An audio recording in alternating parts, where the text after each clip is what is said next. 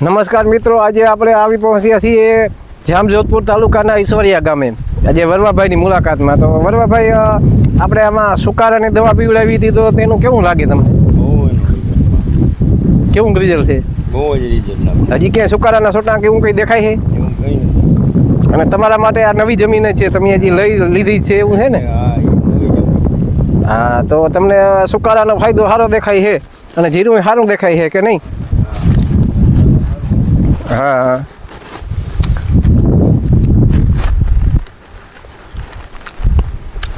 ઉગાવો કેવો છે? ઉગાવો સારામાં સારો છે ને? અને સુકારાની દવાનું કામકાજ સારું છે. અને આ એરિયામાં જીરા કેવા ગોવાય?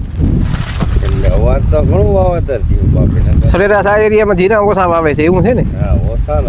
હા, અને મેન પ્રશ્ન સુકારાનો કાળિયાનો એ જ હશે ને? કેટલા પાણી કાઢ્યા આની?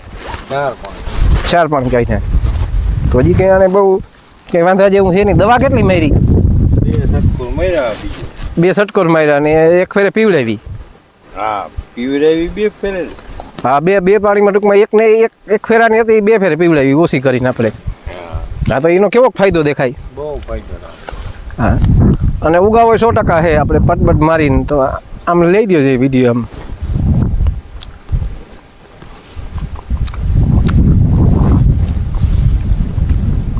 આપણા એરિયાથી સારા જીરા છે કે નહીં?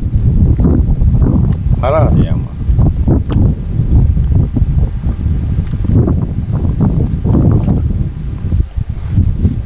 રેડી. હવે આમાં કંઈ બીજું કંઈ જરૂર છે ને? ફુવારાથી જ પાણી આપજો, વધારે પાણી અને આપજો નહીં.